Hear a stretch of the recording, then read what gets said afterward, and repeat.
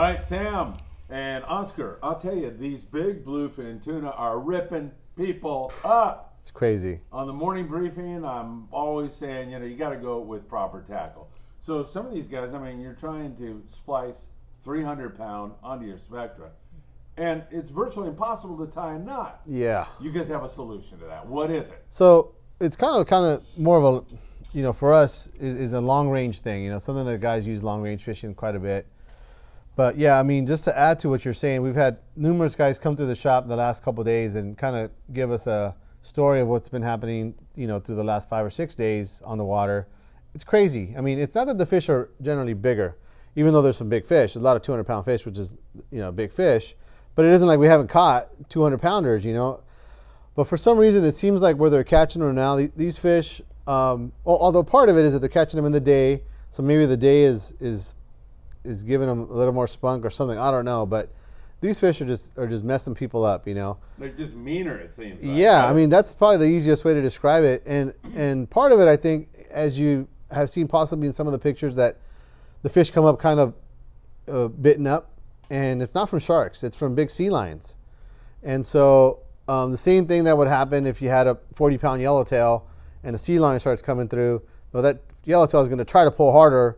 Well, imagine a 200-pound yellowtail now trying to pull harder because some sea lions are coming. So it could be those sea lions haven't fired up. I don't know. One of the customers was commenting on that being a possibility, and I don't see why not. But for whatever the reason, these fish are tearing people up, and so guys are having to use bigger line, bigger hooks, everything to be able to land these fish, land them at all. A couple of guys were talking about that they got spooled on like a Macaira 20 with like 750 yards of line. We're talking where this kind of reel, before we'd fill it up, it'd almost be like a joke how much line it would take. It'd be like, how much line is this thing going to take? Yeah. Like 800 yards. Like, it's crazy. You're never going to need that much line. Well, turns out maybe we do. I don't know. This is crazy, man. So one of the things that guys have been doing, instead of using like 60 or 80-pound tests, that's usually what's happening, is that with that size of line, which was normal for fishing like a sinker rig, and we might talk about that too later, the sinker rig. Right, let's do that. But now, because you just can't put enough drag on 60-pound, the fish are taking all that line. Guys are using 100 or 130-pound. And then with the jigs, what we're going to talk about here is adding some heavy line to your reel and being able to go directly to your jig versus the leader thing. Now, kind of be a little confusing in comparison to what we talked about before, but I have heard a few guys asking for us to do this, so that's the reason we're going to do it. We still kind of promote doing the leaders, but this is just another way to do it. This is kind of a little more advanced, but for some guys, they like it because there's a little bit less hardware that goes along with it. So I want to introduce you to Oscar. Hey, guys. Oscar has been working here for a while, and he's been handling a lot of our splicing duties.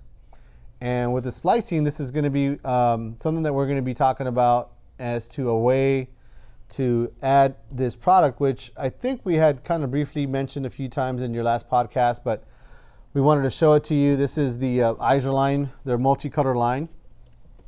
And they're going to be making it in a lot of sizes, but the lines that apply now that we're talking about is 80, 100, 130. And this is, 80 is probably the lightest you ever want to go with as far as trying to tackle the big tuna. And it comes in these big spools here. It's 5 colors at 100 feet per color. So it means that the color won't repeat for 500 feet, which is perfect. And the markings are 100 feet long, which is also perfect. So I think this is the way to go. We've been actually burning through a lot of it. We're going to be needing a lot of this line this year. I think this is the new stuff, which kind of sucks a little bit because I bought a whole bunch of line early season, so we're going to figure out a way to sell that line too. But this is the stuff right here, and it just makes fishing that stuff a lot easier. And so that's what we want to talk about today. We're going to be showing you a few different things that we've been doing. First of all, what Oscar's going to show you is that we're going to take a reel like this. This is a little smaller reel, but it's got a 100-pound spectra, solid. And what we're going to do is we're going to splice on some 135-pound hollow to the end of the spectra. So we're going to join these two lines with a hollow splice. And normally what we would do on this kind of reel here is we would just add on 5 colors, which would be 500 feet. and that'll pretty much get you ready for that big tuna. If there's more room, or if it's a bigger reel, we'd obviously add more, or if there's an empty reel, we just fill it up. But a lot of guys already have line on their reel. They don't want to buy a whole new reel full of spectra because it is pricey, and maybe what you have on there is plenty good. So we might just backtrack, a couple 100 yards, and maybe we can do that to where we're able to get you ready to go without having to burn up all your line. So that's what we'll be doing here. So Oscar, here we go. Let's start with this here. We're going to be splicing. So what we're using here, let them know what we're using and all the different tools. So here we go. So we're going to take this reel here. It's got some 100-pound solid, and Oscar's going to splice on some 135 multicolored hollow from Iserline. So here you go, Oscar. See how easy that is. Okay. Kind of just show them all the tools you're using and all that kind of stuff. It's pretty simple. So first off, we're going to start off with the tools you need. We're going to start with a large latch needle. This can splice up to about 200 pounds. Easy, no problem. Next thing you need is a tie down. We use 40-pound braid. You can do lighter if you'd like, but 40-pound is kind of the sweet spot that we kind of found out here. You also do need a cutting board and a cutter. This ensures you to have a clean cut on your hollow here, and I'll show you how. One of the things too is if you're on the boat and you forgot your cutting board, you could use a piece of cardboard. Yeah. But something that'll be that you can use that razor on. Yeah, so definitely clean cut here. And now what you want to do is kind of press up against it, make sure you get a little opening for the solid. Now the next thing will be to grab your solid here, and you want to pull at least 2 feet. You want to insert this solid 100-pound into this hollow here.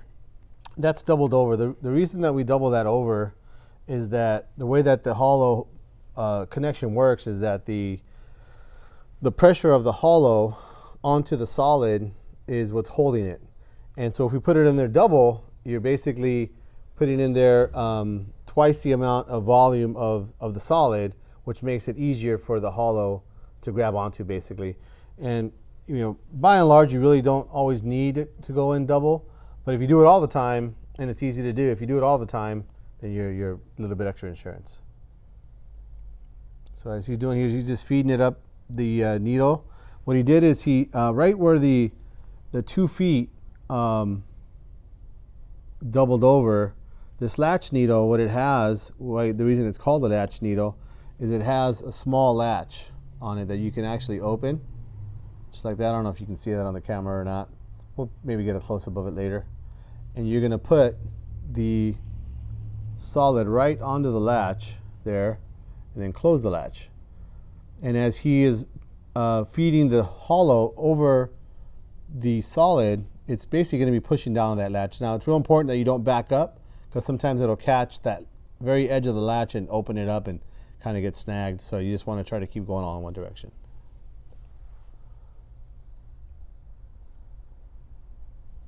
So you just feed it through. Like we said, you don't want to go backwards. You just want to go one from right to left.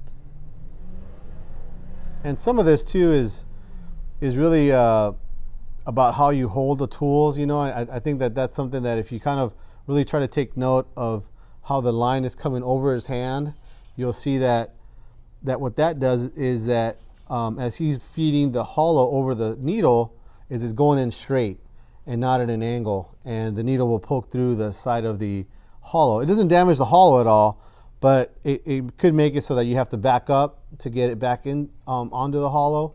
And you show them real quick how it shows how it pops out. See how it pops out like that? Very easy to pop. Now what he did here is he held this side real tight so that it wouldn't back up over the latch. Yeah. Because it's happened before, I'm sure. It's happened to all of us. Yep. But so now he's going to go back, and once you get it going again into the hollow, it'll just keep going. But that's the reason he has it going around and over his hand. So it seems like a minor detail. It seems like it wouldn't matter, but as you can see, it's a small thing that helps out. Once he gets enough slack on there so that you can see that the end of the solid there, we're going to need to go to the very end of that solid. He's almost there, maybe another couple inches. And as we kind of shimmy all that line all the way down, we're going to push that all the way to where you basically have the end of the hollow and then the end of the solid, and they all kind of meet up all together there. And that's where he's going to serve the end of that there. So what we'll do is that we'll squeeze all three of those and kind of squeegee whatever slack is left into the solid all the way back. And by now, since we're all done with the splicing part of it, he's going to poke it out the side, and you see it's still attached where we first attached it when we started. He'll be able to open that latch and get that out of there. And we're going to, like I said, shimmy all of this slack, and as you'll see that it goes right in there, and that's pretty much done. It's technically it's already done. It'll hold just fine. The only thing is that you want to have it to where this hollow doesn't get pushed up as you're fishing, and so we're going to serve it on the end there. And like I said, we use 40-pound typically on this type of connection because we're going on the outside only. You could actually even use heavier. You could use 65 or 80. It doesn't really matter. But there's other types of connection, like a nail knot connection or nub knot connection, where we might show that a little later. And that does kind of require more of the 40-pound. So we just use it for everything. But if you're only doing this, you could use something heavier. Like if you have something on one of your other reels, like 65 or 80, you could use the same method with that. What's this knot called again? So this is called a nail knot. It's actually a fly fishing knot, something that's been around for a lot of years. And the person that I learned this from and kind of, passed it down to these guys is from Gary Teraoka. I know he's been mentioned a few times. We probably need to have him on a podcast. I think so. Yeah, although he might be like a 5 or 6 hour podcast. He's got a lot of info. Yeah. Yeah, he'll tell you every angle about everything. He's pretty good. But he's the one that taught us. He's a Accurate pro staffer, Line pro staffer, and he just does a good job of developing stuff. He's a rocket scientist, like a real rocket scientist, and so this guy's has the ability to kind of figure things out. And this is one of these things. And I don't know if he invented it or not, but that's who taught it to me. But it works really good. Okay, so the cool thing about the nail knot is that you can have any pull through. I usually use a loop needle, but under the circumstance where you don't have one, you can also just use the same braid that you were gonna tie this nail knot with. You can start above this end connection here. It doesn't matter how far you are because you can always slide it down to the end cap here. Yeah, so you don't have to try to tie it right on the end. We're going to tie it a few inches up, but you can tie it 5 feet up. It wouldn't matter. Once we tie it up and kind of snug it up a little bit, you'll be able to position it where you want it to be. And basically, it's going to be at the very end. And so yeah, don't worry about trying to do it on the end because you'll end up having it fall off. But this same nail knot, if you just look it up online, it's a pretty common knot, especially in the fly fishing world. But this is the same knot that we'll use for doing our hollow splices with our leader, for making wind-ons or just doing a direct insertion into some hollow spectra, which is something you'd be able to do. Now, when we fill this up here, when we get the connection done, we'll be able to put on here to fill it up. But we try to put on at least 100 and be like 150 yards or so. Basically, you'll have 500 feet. So that'd be whatever that is in yardage, but because that's 5 colors. So this comes in 5. The Line multicolor, it has 5 colors. So that's about as much as we try to put on. But if you have more room, we'll put on more. If it's a brand new reel, obviously we'll put on more. But yeah, that's one of the things that we were trying to kind of get into earlier. We were talking about is that one of the reasons that we've been doing this is that if you already have spectra on your reel, and I think I might have mentioned this before, but if you already have spectra on your reel, you don't have to take it all off to be able to have the advantage of this. You're able to take off just enough to make room for 5 colors, so to speak, or maybe 10 colors or whatever you wanted, depending on the size of the reel. And we could splice that onto your solid, and you still would be good to go. And it's a hollow splice, meaning that there really isn't a big knot that you're going to run into or afraid it's going to come apart. It's pretty much a 100% knot. Technically, if you add up the sizes of the line, 100 plus the 2 double hundreds and the 135, it'd be like 335 pounds, at that point of the line. So it's actually super strong. So here I was able to get the nail knot all done. I did start a little above, so I'm here to show you that you can just slide this up with ease. I didn't tie it too tight, but I can still move it here. So right when I reach the end here, I want to go over the hollow here. I want to hide that because it's going in and out the guides, kind of goes apart. So now that I have it at the end, I can give it a little tighter. When that's done there, I grab my dowels. With my dowels, I can go ahead and finish off the nail knot and tighten it here. Now, you don't have to tie it too tight because like we said, this is already 100%. And I'm just going to clean it up here with the rest with the blade here. Now you want to lay it on the nail knot as flat as you can. Some people do like to go down, but I found that very hard to do. I cut the braid sometimes, so flat will do you, and you just kind of go back and forth with the thread, and you're okay. You just repeat that on the other side.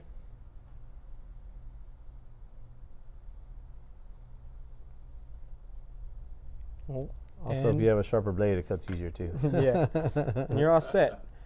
Now what you can do also is tighten it up back and forth kind of with your nail, and you're done.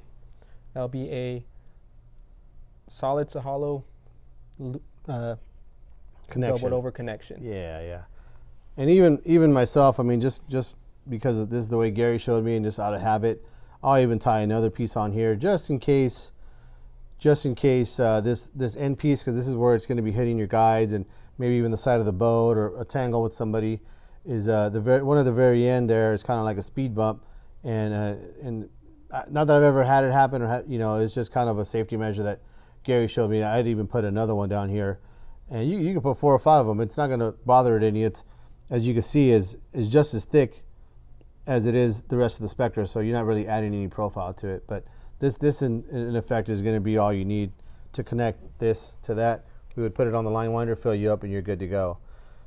So that's part of it. So the other part of it is how do you attach this big line? We're talking about that. We're talking about big giant leader, 200 pound, 300 pound leader, but even 130 pound is not that easy to tie. So one of the things you can do is buy a pre-made wind down leader. So these pre-made wind down leaders, lots of different people make them and sell them. This guy here is from AFCO. This is from Momoy. This is a good mono one that we sell a lot of. This is the AFCO one. They do all the floral ones, and these are really good. And they make them all the way down to a size 40 pound. So you can technically do this all the way to a 40 pound test. But really for what we're talking about, these big tuna, it's 100, 130 pound test. And so now what we're going to do is, let's say we got all this reel filled up. We're not going to fill it up right here, obviously, but we're going to show you with this other line here. This is hollow, and we're going to make a loop at the end of the hollow spectra. And with that loop, what we're going to do basically is we're going to be able to join to this wind down leader. So I'm going to show you guys how to do the loop here. It's pretty easy to do.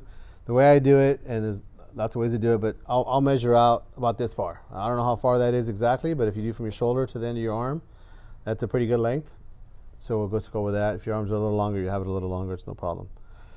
Now what you're going to do is go right into the spectra halfway. And to do that, you got to kind of bunch it up to loosen up the weave.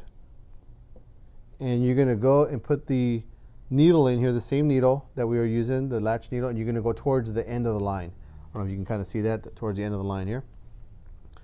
So you're going to bunch that up, and should go right in there real easy, just like that. And what I'll do is I'll load up that needle with kind of some spectra to cause some slack there. Once I got a good amount on there, I'll open up the latch and make a little loop there and fill that latch with that spectra. Doesn't really matter how much it is exactly, and I'll keep feeding it, kind of loading it up till it's about that far. It's probably a foot or so. And then I'll pinch this side here, and then I'm going to basically feed all of that slack over the rest of that stuff there. Now I'm going to poke this out here. Once again, we're pointing to the end. I'm going to poke that out there and pull that loop. That's the loop that I grabbed on the other end there. And now I can take it out of the latch.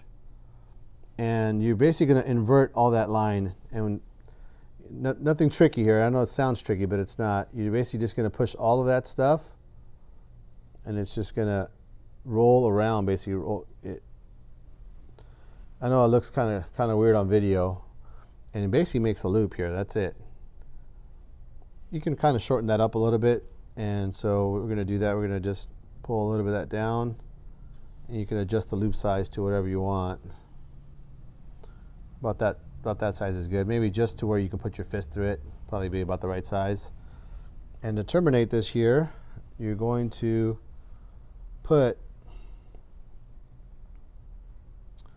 and bury the end of this hollow spectra. And now you're going to go towards your reel. Yeah, I'm going to need some glasses pretty soon. So once again, I'll load this up. Kind of load up the needle, and then I'm going to put the tag end of the spectra right there, right into the latch. Right into the latch there. Load up a little more, and we're going to. So beautiful. Yeah. And you'll see that extra line there doesn't go past where it went in and out. So what I like to do is I'll go ahead and bunch it up there, as you can see, and I'll take this side, open it up a little bit, and bunch it up there. And what that does is it basically will make this seamless. Just like that there. And even that little piece of tag, you're going to see it's going to just fall inside. And that makes your loop on the end of your reel. All right? So the next thing we'll do is now you take your wind down leader, and if I can take a cut here. Oh, no,